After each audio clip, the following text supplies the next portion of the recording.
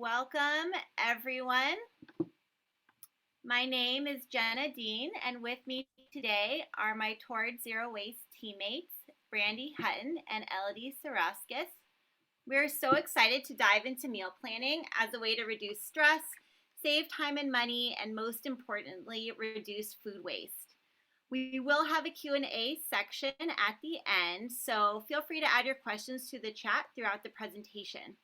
And the slideshow, the recording, and any resources mentioned will be emailed to all registered participants.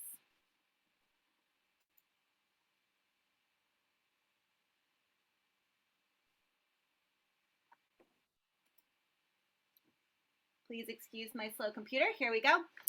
We have three great panelists today. Patrick Durgan, Director of Food Services and Executive Chef for Bellingham Schools.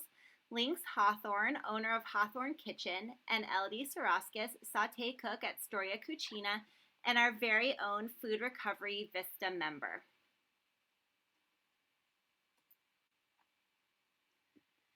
I will pause to acknowledge that I am residing on the traditional, ancestral, and unceded territory of the Lummi people. The Lummi people are the original inhabitants of Washington's northernmost coast and southern British Columbia. They lived in villages throughout this territory and continue to have an ongoing relationship with these areas. Since time immemorial, they have celebrated life on their land, waterways, and on the traditional, ancestral, and unceded lands of their people to perpetuate their way of life. Please join me in taking a moment of silence as we honor their ancestors and as we acknowledge the past, present, and future Lummi people as the original inhabitants of this land.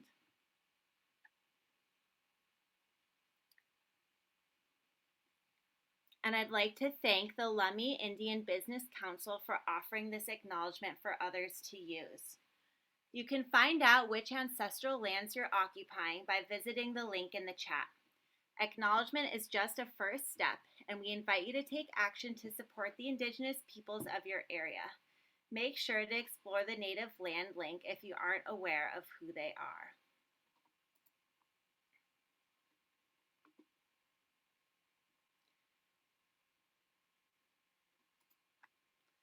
I'd also like to thank our amazing sponsors and our partners, the City of Bellingham, Whatcom County, and Department of Ecology.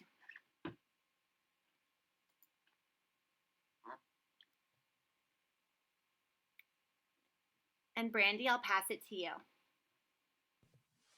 Sorry, my mute there. All right, so a quick update on our food recovery program, because the program is what got us all thinking about food waste reduction at SC in the first place. Our program continues to grow in success and notoriety. In 2021, we were lucky enough to have our biggest year. We recovered more than 283,000 pounds, equating to more than 235,000 meals. And as you can see here, we've had 95 participating businesses over the course of the program. We have about an average of 85 runs a week. And we do that with about 40 participating volunteers. So you don't have to be a math expert to know that we are in need of volunteers right now. So anybody out there who is interested in volunteering for the program, please check us out. It's fun, flexible, and for about an hour of your time, you can make a big difference in our community. I also want to take the time to invite everybody to an upcoming fundraiser that we have coming up. Time and Materials. It's a new venue downtown on State Street. They will be hosting a Food for Thought Makers Market in conjunction with the First Friday Art Walk on July 1st. We're going to have DJs, we're going to have craft vendors, a silent auction, and also we'll have a lot of our food recovery volunteers on site that we will be recognizing. It should be a lot of fun, and I'd love it if people could join. So, you know, we say why meal plan, but really why not meal plan? The time and resources saved through meal planning can really have a tangible effect on your daily stress load and pocketbook. Plus, reducing food waste also saves all the resources that went into making that food: water, electricity, fossil fuels, labor, land, and love. There's just so much more that we waste than the actual food itself. But what's great is that it's a really preventable thing, and we're hoping that you come away from this presentation with new tools in your toolkit to enjoy all the great food that you put time and resources into acquiring. So we want to know where you're at in your meal planning journey. So if you like to, you can add to the chat if you're a beginner, seasoned pro, or anywhere in between. And if you have any specific questions, feel free to add them to the chat anytime. And before we hear from our panelists, we have some quick tips and tricks from the TZW team, starting with my favorite tips. So when I'm meal planning, I have a few meals that I typically put in a row, so back to back, that have a shared veggie or protein. For example, on night one, I'll roast vegetables and chicken, and then the next day I'll put it in a shepherd's pie, or do spaghettis and meatballs one night, and then meatball hoagies the second. So I think about which meals I can connect, and then if I do one meal, I'll always follow it with that second meal. It's like two meals in one in a way. And I'll share that maybe the more unusual family favorite is to put our leftover curry in our morning breakfast egg sandwiches. It's so good. So I really encourage thinking about what meals you can batch cook the veggies and proteins for. I also keep a list of past meal plans I can shop through while planning new meals, so I don't have to remember anything. It's all written down. It really helps expedite the process. And I typically will plan a week at a time, which usually means only going to the grocery store once a week, which is really lovely. There was a time in my life where every day I'd be asking my partner, what do you want for dinner? I'd be going to the grocery store every day to get one or two ingredients, and it was stressful, not fun, and this is just such an easier way to handle it. And then lastly, you do not need to be a hero. I do not make something new and exciting every day. And I used to aim for once a week to put in something new, but honestly, it's more like once a month that I'll throw in a new meal, and only if I find a recipe I'm inspired by. I generally just rotate through the meals that are in my family's repertoire, and I adjust the veggies based on the season, and everyone loves them and is happy. So be easy on yourself. All right, I'll pass it to Brandi. All right. So personally, I think the most important part of meal planning is having a good plan, right? The first step for me is to shop my fridge, figure out what items need to be used up, or what meals I'm inspired to make that week. And I sit down, and the first list I make is a list of the meals I want to make that week. And then the second list I make is all the ingredients that I need to buy at the grocery store. I take both lists with me, shop for the week, and I bring those lists home, and then I put them back on the refrigerator. I'm a busy mom, and if I don't do that, I'm going to forget. And kids is a great segue, because my next tip is if you have children. Kids are notoriously picky eaters and generators of food waste. I'm sure Patrick can attest to that. And one way I have found to cut down on food waste with them is when they come home from school at the end of the day, starving, I point them towards their lunchbox, and to use up any of the snacks that are in their lunchbox as opposed to prepping something new. A, this saves me time, and B, it helps reduce their waste. And then lastly, we all have an item in the kitchen that we tend to waste a lot of. Through years of observation, I've realized for me, this is tomato paste, which is really unfortunate because they say it takes an average of like 30 tomatoes to make one little tiny 6-ounce jar or 8-ounce jar of tomato paste. And so what I have found to do is after you open your tomato paste and you take that scoop out for your recipe, I spoon the rest into a Ziploc baggie. And then if you can see here, I just take like my finger or knife or spoon, anything, just to kind of score segments. And then you can put it in the freezer. And when you want to pull out a teaspoon or a tablespoon of tomato paste, you just break the segments and then pull out the piece that you need, and the rest can go in your freezer. All right. Okay. Next slide, Jenna. I also would like to share one of my favorite meal planning tools. As we all get back to planning dinner parties and events, let's be smart about it with the Guestimator meal planning tool. This is really fun. So you can find it on savethefood.com. And what you do is you plug in the number of guests that you have. You can specify whether they're kids, average eaters, or big eaters. And then you can also specify if you want leftovers. And then you move on to the next part of the tool where it has you pick your main side dish or dishes. You can pick several main dishes and several side dishes and desserts. And then voila, you hit submit and it creates a plan for you with precise amounts that you need to get from the grocery store and precise portions for each plate or each person. Yeah, check it out. It's a lot of fun.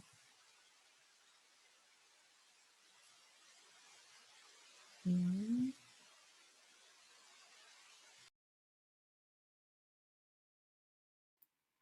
right, we're going to move into our panelist presentations.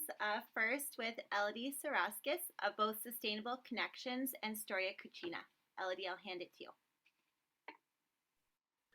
Thank you, Brandi and Jenna, and thank you to everyone who's attending this event today. First off, I'm going to tell you a little bit about myself. My name is Elodie Saraskis. I'm a saute cook at Storia Cucina, as well as the food recovery program at Maricor Vista here at Sustainable Connections.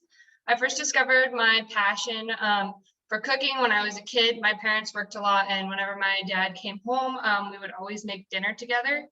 That passion never went away, and in high school, I decided to take a culinary class. I ended up being top of my class, and this was something that I held on to. When I finally went away to college, I decided that I wanted to work part-time in restaurants and have been ever since. So I've been in the culinary industry for 3 years now. When I was going through my college career and continuing in my studies, I realized how interested I was in climate change and climate justice. I was learning so much about it in the classroom, and I was seeing a lot of food waste in the restaurant and in my own home. I was then struggling with food insecurity at the time and decided to combine my career in college and at the restaurant, as well as my own struggles, and I decided to start volunteering for several food banks, such as the Ferndale and the Foothills Food Bank, as well as a food recovery program for Sustainable Connections. I then graduated college in March of this year and saw the posting for this job a week later, and so here I am. I want to share, next slide, please. I want to share with y'all a couple of tips that I have learned along the way. The most important is storage, and more storage. The packaging that we receive our food in from the grocery stores doesn't always help us to preserve the freshest items. So it's really important to make food processing time part of your grocery shopping time. So when I get home, I will go through my produce and make sure that I'm storing it properly in my fridge. And as somebody who is getting food from the food bank and you have short dated items, these are also items that help to extend that longevity.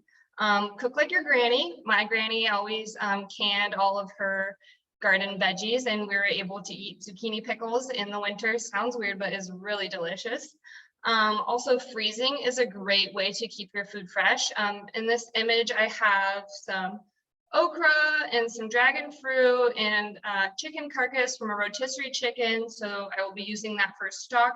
The okra will go in the soup that the stock was made of, and the dragon fruit will make some awesome, refreshing smoothies for this hot summer heat that we're about to experience.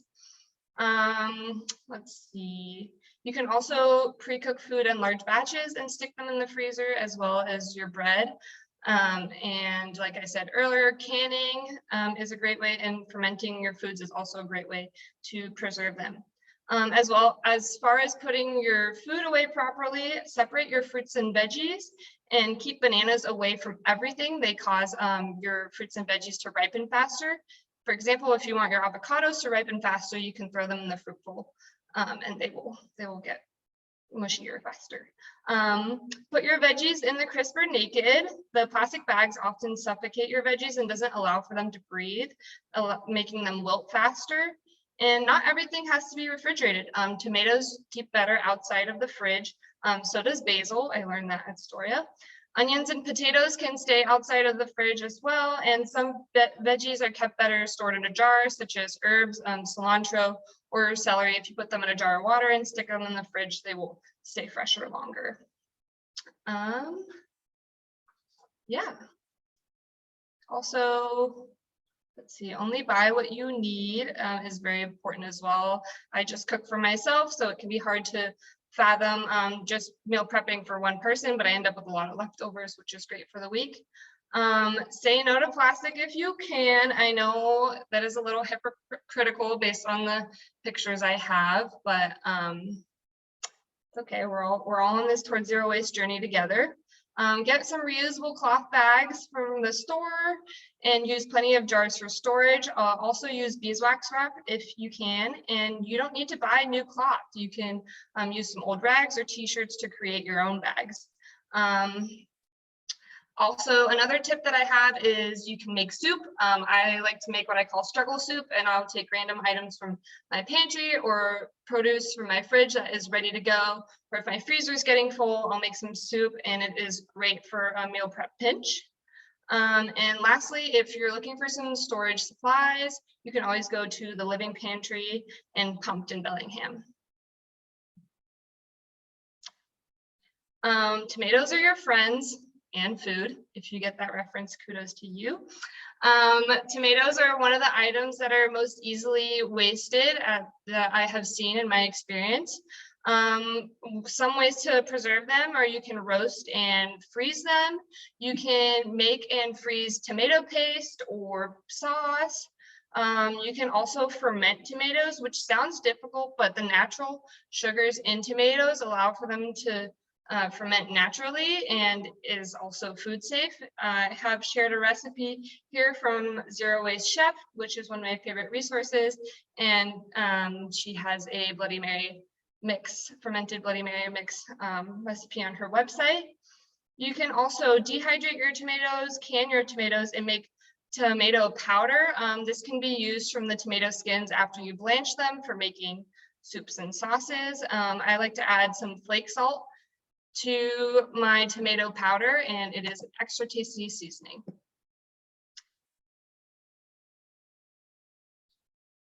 Next slide, please.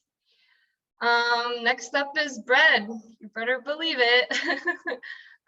Bread is one of the most wasted food types in the United States. 38% of it gets wasted annually, and so I want to talk first about bread storage. There's a reason why our grandparents had bread boxes. They help to preserve bread and keep it fresher for longer. If you have a bread box, store it in a cool, dry place in your kitchen. Also, make sure to wrap your bread.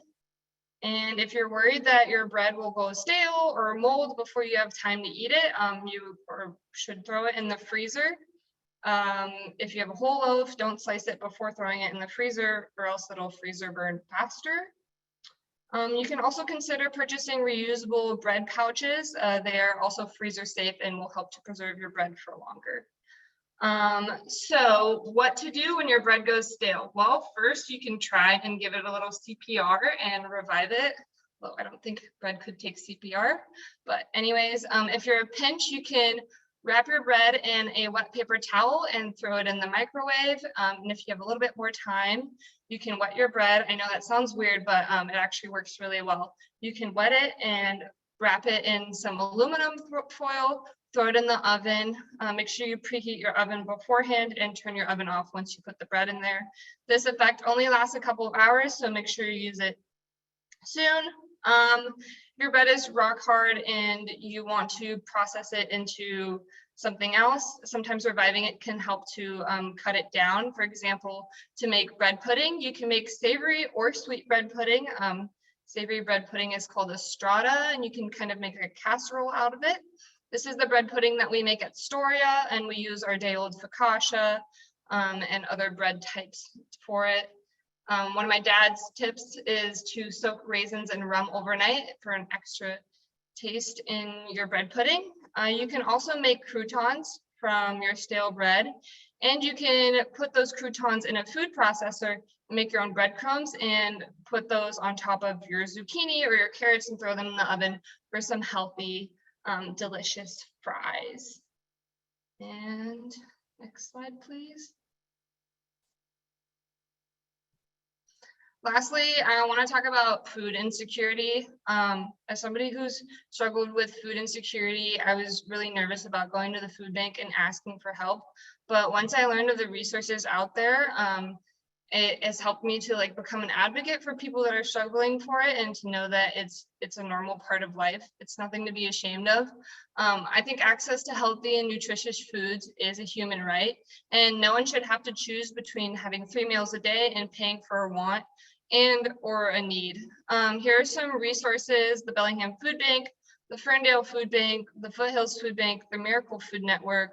Our food recovery program is one of them. You could also volunteer for First Pick, which is what I used to do.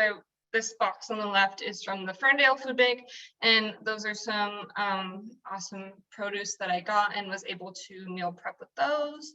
And also consider Buy Nothing Facebook groups. Often people will post extra garden veggies in there, or shelf stable foods that they no longer want. And then lastly, on the right, there's a picture of myself with the food recovery area in the fridge at Story Cucina.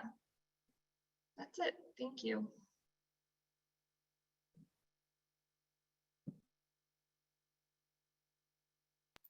All right, thank you so much, Elodie. I'm just going to switch over to our other slideshow, and next we'll have links. So let me just move over and present.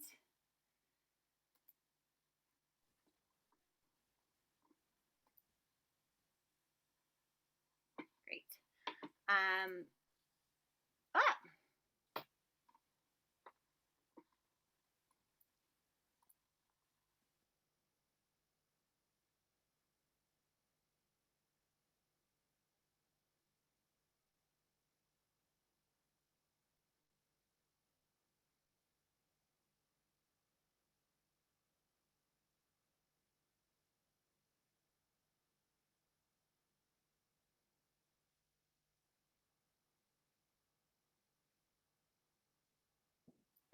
All right. Thanks for bearing with me there. I'm excited to introduce Lynx Hawthorne, owner of Hawthorne Kitchen.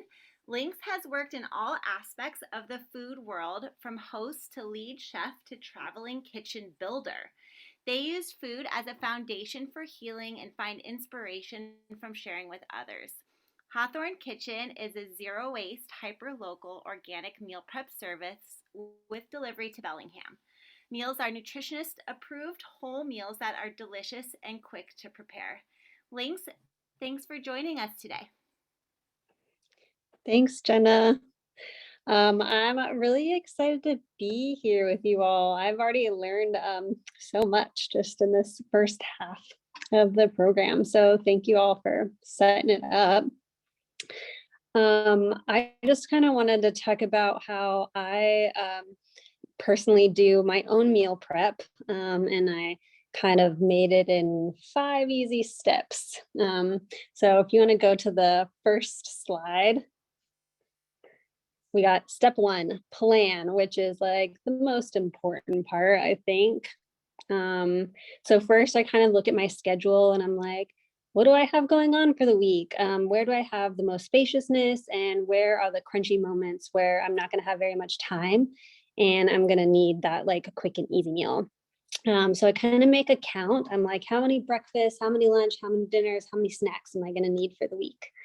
And then I pick out a chunk of time, usually about 3 to 4 hours, which kind of sounds like a lot, but it ends up, doubling if you're doing it throughout the week. So I tend to get a lot done in that 3 or 4 hours.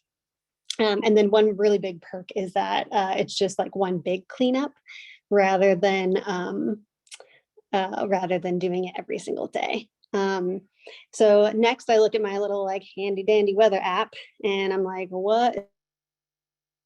If it's sunny, I'm gonna want, more crunchy, raw, fresh veg. And when it's, been raining for 12 days straight, like I want more comfort foods. I want more, pot pies and soups and enchiladas and stuff like that. So we touched in a little bit about doing inventory already, but I really think that that's so important, just to see like what's in the fridge, what's in the freezer, what's in the pantry, what needs to get eaten and what didn't you eat, like if I didn't go through something, why was I not interested in it? Do I want to make that again? Maybe not. Maybe I take that off of the repertoire, so I like to make a list of what I'm excited to use in my meal plan for the week. And then step 2 is the menu planning.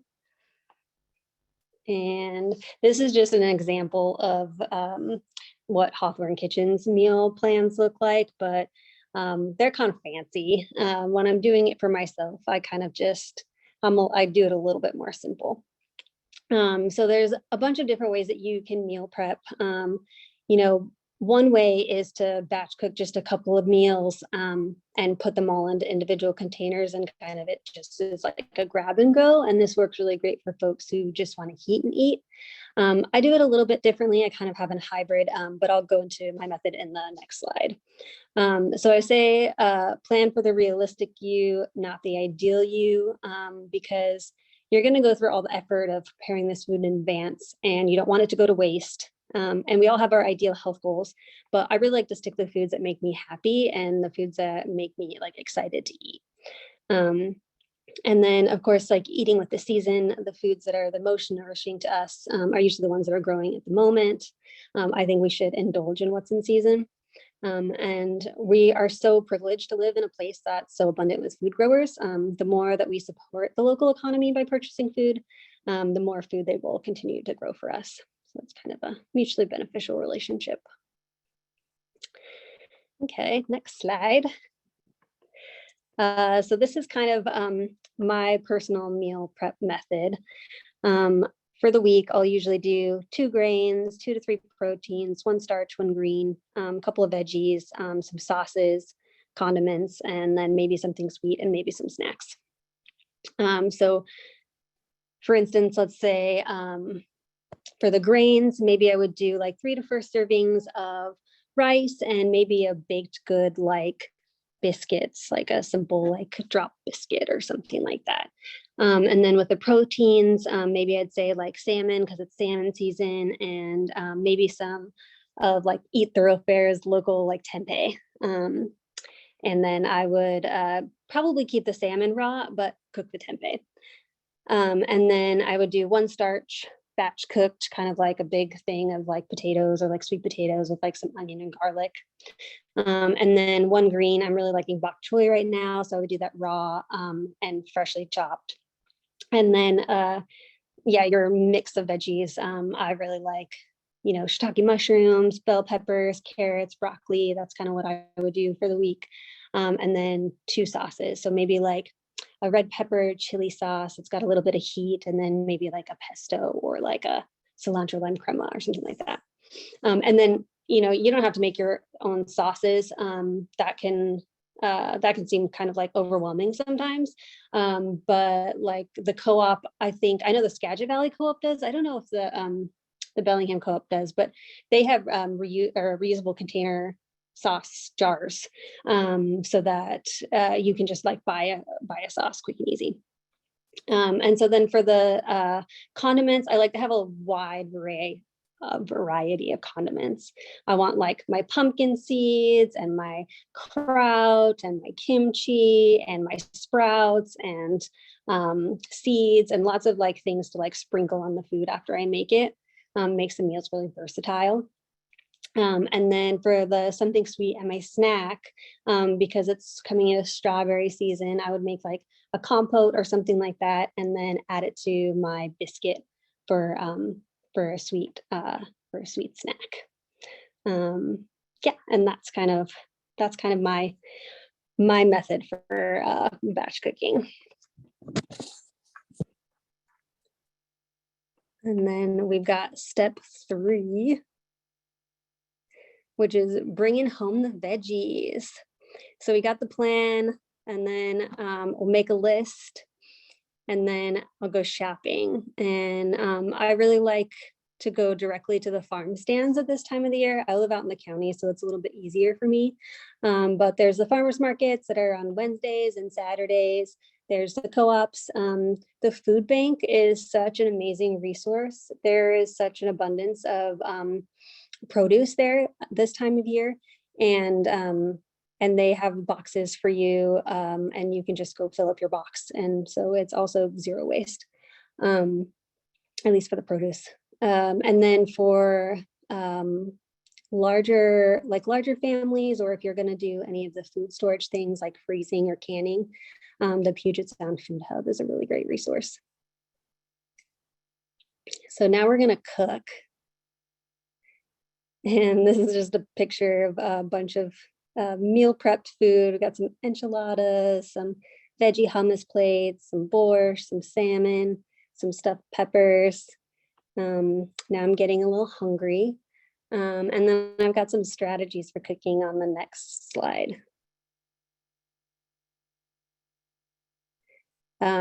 So let's talk about timing. I think that it's pretty important that if you want to make this meal prep day as quick as possible,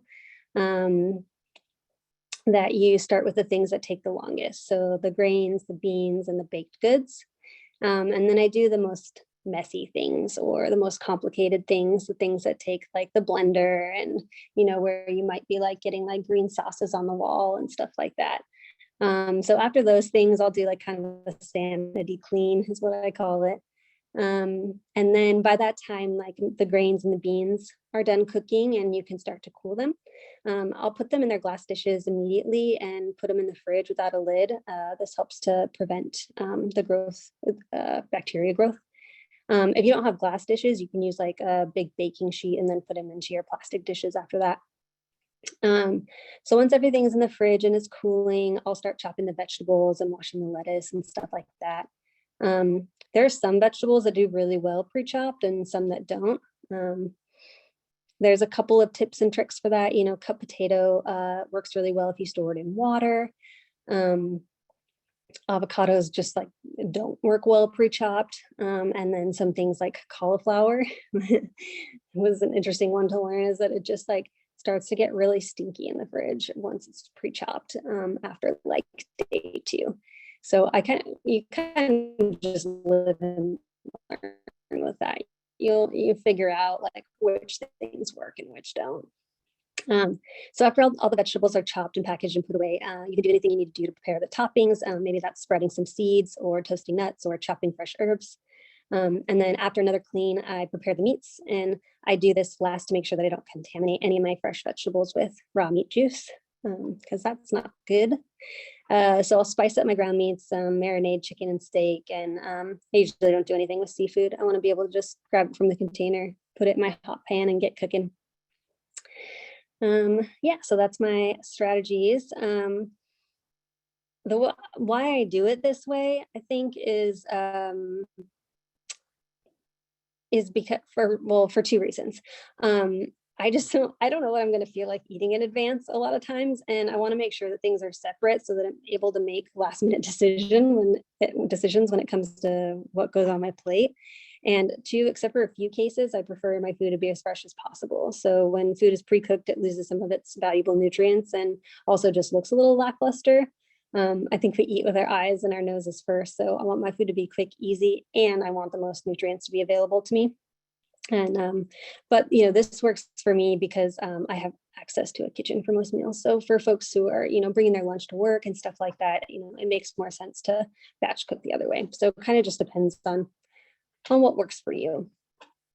Okay, so lastly is the strategies for eating. So I'm hungry, I want a quick meal. I'm gonna go into my fridge and I'm gonna grab out one of those grains, say it's the rice, reheat it with a little bit of water, saute some veggies with some oil and salt, saute up a protein, pick one of my sauces that I made, and then sprinkle on some toppings. And then I've got a delicious, nourishing meal that is made with less than 10 minutes. Super easy and awesome. I love a meal prep. And what's the last slide? I forgot. Oh yeah. How does this all reduce waste? So planning your meals ahead of time based on your schedule prevents food waste. No small amounts of ingredients are left behind. Doing the inventory each week helps you use the things that need to be eaten before they go bad. And knowing your shopping list helps you plan to bring reusable containers and bags. When you meal prep, you can make sure to cook food you know you like and will eat, and there's no takeout containers to toss away. So that's it. That's the end of my spiel. Thanks everybody for being here. And if you need help or support with meal prep, I do offer that. So check it out on my website. Lynx, thank you so much. I want to echo what people are saying in the chat. I am so hungry now, and I had a snack before this in preparation. So that was just fantastic and beautiful pictures of food there. Thank you. Our last panelist will be Patrick Durgan. As a director of food services and executive chef for Bellingham Public Schools, he helped the creation of the Central Kitchen, which transformed the school district's food service department, enabling it to serve scratch-cooked meals for all schools in the district. Truly amazing. He is passionate about providing kids healthy and delicious, real food made with love. Patrick, I'll pass it to you. All right. You want me to share my screen, or did you get my slide deck, Jenna? Can you share your screen? I can, for sure. Yeah, thank you. All right. Well, thank you. And I'm going to take a little bit of a different approach. Thank you, Lynx and Lodi. You did an amazing job talking about a single family meal planning and menu planning, and how you can efficiently minimize waste during that. So I'm taking a little bit different approach. I think I want to use my professional background and look at it more from a business strategy, but it also is very relevant, as you will see, to a smaller version of what I'm talking about. So here we go. You can see it. Okay, perfect. Always drives me crazy. I can never tell if it's actually showing. All right. Hold on just a second. Sorry. All right. So I kind of picked 4 topics, I think, when I think about minimizing waste in a large scale production organization. And the first thing I think about is reducing SKUs. And now those of you who don't work in the industry may not know what a SKU is. Well, a SKU relates to a stock keeping unit.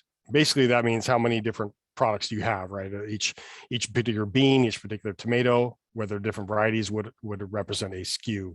So one of the things that's really important is the SKUs, and I'll get into that a little bit. And if you can reduce the amount of SKUs that you have, whether it's at your home or whether it's at your place of work, potentially you're reducing amount of waste potential, and I'll get into that a little bit. Maximizing base recipe opportunities. So that, again, what does that mean? Well, it means you can use the same base for lots of different things if you're really smart about planning a menu or planning your meals. Purchasing agreements. I'll get into a little bit of that. Well, what benefit could that possibly have? And then value added, which I think has been echoed in our other 2 presentations, but it's just a different terminology, I think, that we use in the professional world regarding that. So here we go. So reducing SKUs, finding redundancies in inventory items that might not be necessary. So when I think about restaurants, when I think about our organization like Bellingham Public Schools, we serve close to 6,000 lunches a day, a couple thousand breakfasts a day. And when you think about the amount of inventory that you need to serve that population or that amount of meals, you could get in a lot of trouble by having a lot of SKUs. So thinking about where's that redundancy live, and where are those opportunities that you might see some of that redundancy in an operation or in a home. Alliums. So alliums, as we all know, onions, leeks, garlic, chives, those types of things. Did that one not advance? I'm not Okay. seeing anything advance on my side. Okay. Hang on just a second. I'll go back. I've got 3 screens and I can never tell which one is doing what at any given time. I'll try one more time. There we go.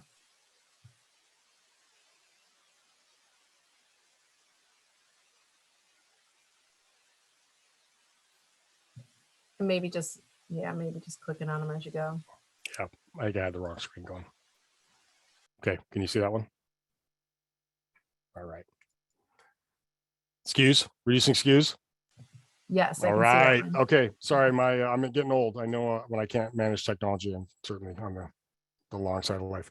So thinking about those different redundancies that you may see, like alliums. Again, if you got chives growing in your garden or in a little box, or if you're looking at the different alliums, you may bring in sweet onions, white onions, red onions, chives, leeks. Those are all alliums that, depending on what you're doing with them, depending on what the plan is, those all may be able to take the place of one another in a recipe.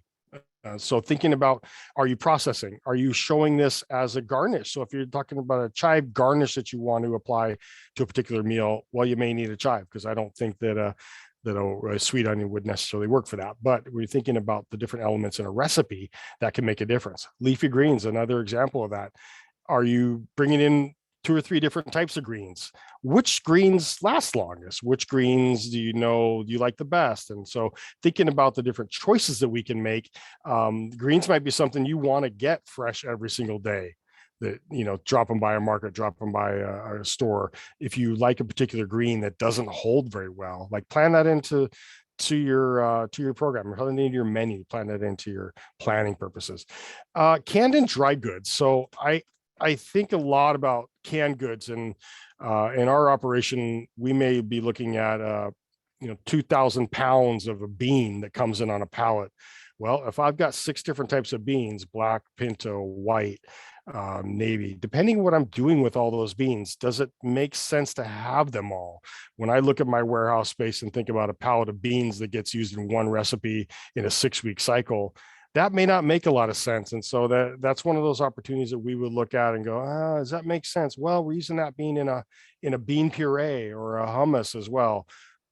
Thinking about those opportunities and where you're utilizing those same ingredients is a really important way to minimize the opportunity for waste. Because if I think about a canned bean sitting on a shelf, if I've made that purchase already, and maybe I run that menu item and realize that our customers don't like it, what happens to that bean that's sitting on the shelf that's only in one recipe? Well, it's taking up space. I've already paid for it.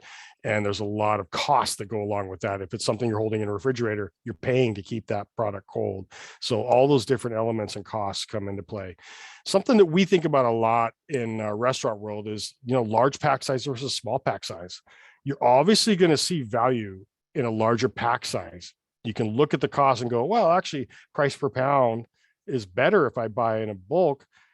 But how much do you actually need? And when you think about what the edible portion, which is what that EP stands for, minus the waste that you might see by not utilizing all of that product, is the initial cost of a smaller pack size actually cheaper than a larger pack size if you can't utilize all the product that's involved with buying more? It's a really easy trap that we get into in our world, let alone, when you walk through a grocery store and you see those family size value packs, and think about that. Is it worth it? Am I actually saving if I can't utilize all that product? And then thinking about garnish choices, I suppose this would mainly relate to like restaurant world, but are there scraps with things you're already buying that could potentially be used as a garnish? So as opposed to buying chives, are there tops to a particular vegetable that you already have coming through your doors that you could either pickle, that you could dehydrate, that you could utilize in a garnish type format, so maybe you're not buying a particular SKU? All right. Maximizing base recipe prep. This is the one that's most important to me, I think, in my world. And I think about this every single time we put a menu together. We're producing 6,000 meals at one time. We have cream sauce recipes that we produce from scratch. Now, one way to save a little bit of waste is to find ways to utilize those products that you're getting when they're in season and finding a way to preserve them, and also cross-utilizing base recipes that can actually work in multiple recipes that you may be utilizing at home, that you may be putting into your operation. So in our world, we use a lot of cream sauces. We have our Alfredo sauce, we have a queso sauce, we have a cheddar cheese sauce that goes over pasta. We have creamy soups that we serve once in a while. We have a puree recipe of potatoes, this russet potatoes, onions, and cauliflower. We steam the heck out of them and we puree them to a fine paste. And all of that is equates to about 30% of our cream sauce based recipes. So we have a core of vegetables that are cheaper than roux. So if I was going to produce butter and flour and create a roux to thicken a cream based sauce, the amount of cream, the amount of roux that goes in, and adds the fat elements as well, and it adds gluten that we can actually avoid by using purees in our recipes. We can use a gluten-free flour mix and about a tenth of the roux that we would need to thicken a cream-based sauce. And when you think about in season, potatoes, onions, and cauliflower aren't really high dollar vegetables, right? Those are pretty low cost crops. So when we see an opportunity with seasonal availability, we can capture what we can process, we can freeze and prepare and store for later. So again, getting into the sourcing when available, we heard that already. Freeze, dry, all those different preservation methods are really important. And then I saw tomatoes come up before, right? Tomatoes are available when they're available and in bounty, right? And those are the best tomatoes you can get. All the things we get that have been shipped and gassed up from other parts of our country, those aren't the tomatoes that you really want in a recipe. Those aren't the tomatoes that really move a dish or make it really stand out and special. So again, the same idea, take those tomatoes when they're ripe, process them into a way that you can utilize them in different ways. We have a marinara sauce we serve with pasta. We have a marinara sauce we serve with a meatball and a meatball sandwich. Different recipes, but the core puree that can be a really concentrated version can then be used to make a marinara sauce that's a little bit thinner than a sauce that goes onto a bread with a meatball sandwich, for instance. So capture and season process is a concentrated base to save room in your storage areas, but that's another great way to minimize waste, because when you're getting stuff in season, you have a way to use it and store it for later. Purchasing agreements, again, I'll go through this pretty quick, but are you buying the right product for your menu that you created, or are you adjusting your menu to what's available? I think that's something we've heard. Like, you may have an idea when you walk into the store, this is what I want this size of that. I want this. I saw a beautiful stuffed pepper in Lynx's presentation. Well, what if you get to the store and they don't have the pepper that you're looking for? Being versatile and thinking about like, well, what can I do with what they already have? That's a really important thing to think about. Working with farmers to determine what that looks like. So if you are sourcing for a restaurant, if you are sourcing for a large operation, like what can the farmer do to give you what you're looking for? And maybe that's helpful to a farmer as well. So when I think about what I need in my operation, well, I'm processing a lot of the products that we get in just about every fruit and vegetable that we get into our operation, unless it's being served whole, it's being processed in some form. So when I think about waste, it's not only food waste, but also how's our food packaged? How does it come to us? If I can work with the farmer to source my product in bulk, I can eliminate bunching, bagging, sorting, and boxing, and potentially all of those different things that certainly add a cost to a grower, and they add time, and there's labor that's behind all of that. So finding relationships that can benefit both parties is a really important way to eliminate waste. And again, getting back to if a farmer doesn't need to clip that top of its carrot, if they can send it to me and I want to utilize that, that's one less step in the process that grower can save. Are there opportunities to save with multiple stakeholders in mind? And then if you're processing ingredients, does the size matter? So when you're shopping, you think about that. Maybe you go to the bulk bin instead of buying that perfectly bunched carrot that all looks the same and have the same shape and size.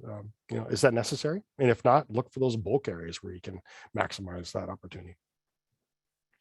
And then kind of to wrap this all up, and I think it does echo a lot of what were presented by Lodi and Lynx also, is that prepping in-house, we talk about value added as a way of purchasing from distributors. So when value added term is used, we're talking about something that's already peeled, something that's already diced, something that's already prepped. And there's a lot of value that we can save with labor, potentially storage, and potentially there's infrastructure of space. So when we think about value added, a lot of times I'm thinking about what am I buying that's already prepared and ready to go for me. Now we know as soon as you cut something, the shelf life starts to go bye-bye, or actually as soon as you pull it out of the ground, as soon as you pull off a tree, that product is starting to deteriorate at that point. So when something's cut previously for you, yeah, you're going to get a less quality product than if you would have done it yourself. So when I think about value added, there are also ways we can create value added products for ourselves. And we've seen examples of this. Can I buy it whole and process it? Do I have the labor to do that? Do I have the storage and infrastructure to be able to do that? Some of the things that we saw earlier that I actually do, we get whole chickens from local growers. We poach those chickens. We pull all the meat off those chickens. We keep all of our bones and we make stock. We make hundreds of gallons of stock and we turn it into gravy. We turn it into soup that we serve in our schools. But when we have more bones than we have a use for it, I put frozen stock or herb oil cubes. Those are great ways to utilize. We actually freeze in 5-gallon buckets, of course, because we're talking about hundreds and hundreds of gallons, but same principle, right? You take what you have, find ways you can use it and break it up. I mean, Brandi had her tomato paste, right? That's exactly the same thing I do at home, but we also do that here. Find ways that you can break things into smaller portions where you don't have to thaw a whole bucket. But what are the portions that you typically use? And then finding base recipe purees, whether it's fruit when it's in season, the tomato example, of course, even as something simple as an onion puree. You wouldn't think about that necessarily, but when you're using onion in a recipe, so often you're doing something processed with it. Onion puree freezes perfectly fine. So when you have that glut of fresh and seasonal when it's at its peak, find ways to preserve that and really benefit from it down the road. Dehydrated items too. Yeah, get a dehydrator. When you're at that peak of zucchini and squash season and you can't make enough zucchini bread, slice it up, dehydrate it, put it in your pantry and pull those out for soups and sauces later, or risottos or things like that. So that's pretty much it. I went fast. You guys covered a lot of it. Really great presentations. And yeah, I just love the fact that you can take a meal for one, take the same principles and put it into an organization that feeds up to 6,000 a day. The same principles exist and they all matter. Okay, I'm going to stop sharing. Awesome, Patrick. I love it. The idea of creating efficiency through flexibility. It's true. I mean, saves us a lot of money and a lot of time not running out of the house for that one ingredient when it can be easily substituted. And your family, your customers don't even have to know it, right? If they don't know what's in there, they just like it. That's all good. Absolutely. All right. So we're getting pretty close on time. I don't want to keep anybody too long, but I am curious. You mentioned zucchini at the end, and we're rolling into the season of abundance. And that is, oh gosh, sometimes a hard one. What's your favorite go-to recipe? Just popcorn in? Yeah. I give it to my wife. No, she makes bread with it. I love just a simple grilled zucchini with just a little salt, pepper, and granulated garlic. I think that's there's nothing better than fresh produce in season. Yeah. And that one's easy too. Not too much prep work involved. So easy. Mm-hmm. How about Lynx? Do you have a favorite zucchini recipe or way to utilize it? Oh, when you said that, I was like, oh, what would I think? I would make maybe like a zucchini boat, especially when they start to get like a little bigger than you would like, and they're a little bit more tough. And then maybe like a mixture with like some quinoa and some herbs and maybe some like goat cheese and like caramelized onions, and then pop it in the oven. Ooh, so elevated. I have a quick one.